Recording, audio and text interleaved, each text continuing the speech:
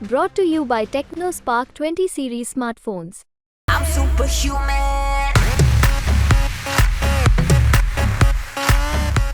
दोनों के बीच कांटे की टक्कर है। जिस तरह से मतदान हुआ है, लगभग 52% का मतदान हुआ है। जो सरकार की जो महत्वाकांक्षी योजनाएं हैं जो लोगों तक पहुंच रही है, उसके जो वोटर हैं उसको पढ़ पाना बहुत मुश्किल है। खासकर कहूँगा कि वोटर अब होशियार हो गए हैं। जैसे नेता होशियार हैं वैसे वोटर भी होशियार हैं। आप लाख कांटे का मुकाबला कहिए, लेकिन परिणाम क्या आएगा वो वोटर ही जानते हैं, उनके दिल में है और उन्होंने ईवीएम में क्या बटन दबाया है। मतदान बहुत जगहों पे 4 बजे खत्म हो चुका है। औरंगाबाद विधानसभा जो है वो 6 बजे तक वोटिंग है। हमारे साथ जिले के प्रबुद्ध पत्रकारगण हैं।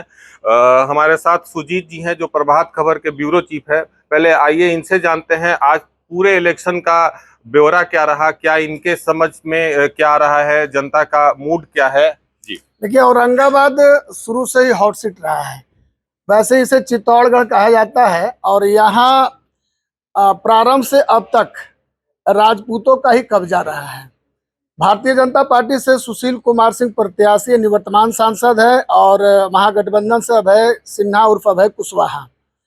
दोनों के बीच कांटे की टक्कर है। जिस तरह से मतदान हुआ है, लगभग 52% का मतदान हुआ है।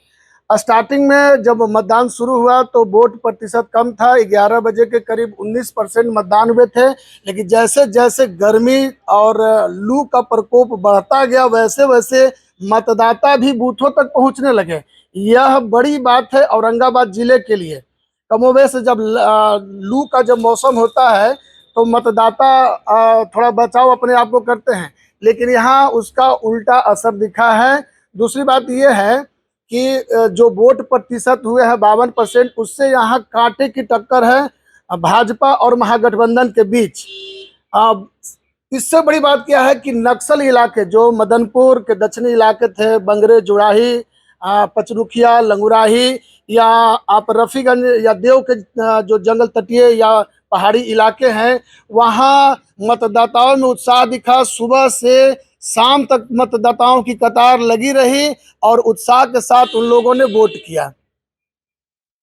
हमारे साथ विपुल जी हैं, पूर्व दैनिक भास्कर के ब्यूरो और अभी सूर्य विहार न्यूज चैनल चलाते हैं। जी विपुल जी, बताइए क्या है स्थिति आज का, जबकि इलेक्शन औरंगाबाद अब खत्म होने की स्थिति में है।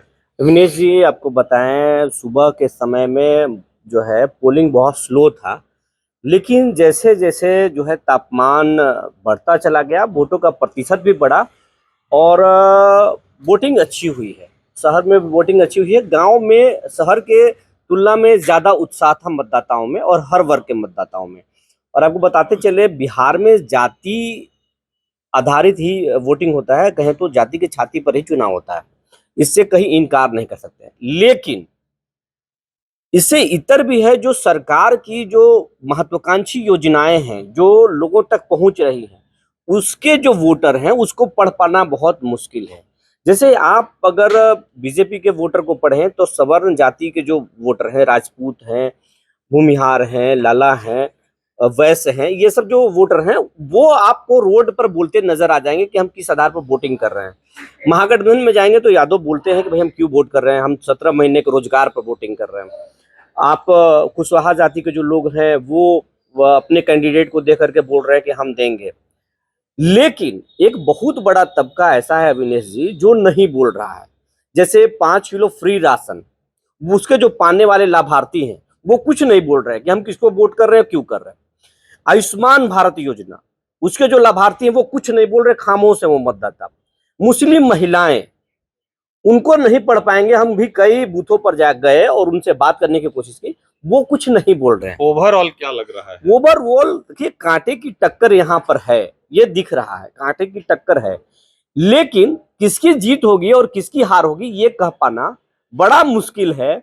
और सबसे निर्णायक जो मतदाता हैं वो हैं जो सरकार की लाभार्थी हैं, वो कुछ नहीं बोल रहे हैं। बाकी दोनों तरफ के वोटर बोल रहे हैं, लेकिन लाभार्थी कुछ नहीं बोल रहे हैं और वो जिसको वोट दिए होंगे वही जीतेंगे।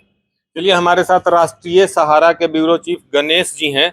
इनसे भी जानने की कोशिश करते हैं। आज पूरे दिन भर का वोटिंग का क्या स्थिति देखने से लगा, क्योंकि आप भी फील्ड में थे। अभिनेश, ये वोटिंग का पैटर्न जो पहले हुआ करता था वही है। जातीय खांचे में वोटर्स बटे हुए हैं। मुद्दा है लेकिन मुद्दों पर वोट नहीं हो रहा है, जातीय आधार पर ही वोट हुए हैं और वह सब दिख रहा है कि किस जाति का वोट किस कैंडिडेट को जा रहा है। लेकिन एक बात मैं और खास कर कहूँगा कि वोटर अब होशियार हो गए हैं। जैसे नेता होशियार हैं वैसे वोटर भी होशियार हैं। आप लाख कांटे का मुकाबला कहिए, लेकिन परिणाम क्या आएगा वो वोटर ही जानते हैं, उनके दिल में है। और उन्होंने ईवीएम में क्या बटन दबाया है, ईवीएम का बटन जब दबाया है और बटन जब ईवीएम का जब रिजल्ट आएगा ईवीएम से, तभी पता चलेगा कि किसकी जीत होने वाली है और किसकी हार होने वाली है। फिलहाल आप हैं, हम हैं और लोग भी हैं, बहस मुबाहिसे कर सकते हैं, अंदाजा लगा सकते हैं, आकलन लगा सकते हैं, सर्वे की बात कर सकते हैं। लेकिन बहुधा यही होता रहा है कि आकलन फेल कर जाते हैं, सर्वे फेल कर जाते हैं। तो जब तक परिणाम सामने नहीं आ जाता है तब तक कुछ भी कहना मुनासिब नहीं होगा कि कौन जीतेगा और कौन हारेगा। यही बेहतर होगा। चलिए, हमारे साथ एक और पत्रकार हैं, प्रभात खबर भी देखते हैं और एक चैनल भी चलाते हैं जी, ओम प्रकाश जी। आप बताइए क्या स्थिति रहा आज, चूंकि आप औरंगाबाद में पूरे दिन रहे हैं, तो क्या लगता है पूरे दिन की स्थिति देखने के बाद क्या उभर करके सामने आ रहा है? देखिए, औरंगाबाद लोकसभा क्षेत्र के वोटरों ने तो जबरदस्त उत्साह दिखाया है मतदान में। खास करके इस बार युवा वर्ग में अच्छा खासा उत्साह देखने को मिला।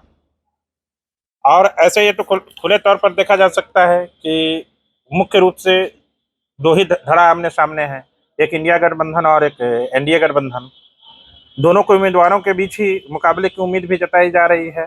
अब युवाओं ने क्या निर्णय लिया है ये तो 4 जून को ही पता चल पाएगा। और जब ईवीएम खुलेगा ऐसा लगता है कि युवाओं की महत्वपूर्ण भूमिका इसमें होने जा रही है। चलिए, 4 जून को ही एक्चुअल पता चल पाएगा कि क्या है, क्योंकि अभी क्लियर नहीं है। ईवीएम में सारे वोट बंद हो चुके हैं। अपने सहयोगी मनोज कुमार सिंह के साथ अभिनेश कुमार सिंह, औरंगाबाद, बिहार। चले के टाटा। हाँ, जाई थी वोट हमने की दिले अभी तक यार। हाँ, फर्स्ट क्लास। हाँ, एकदम ठीक बोल रहे।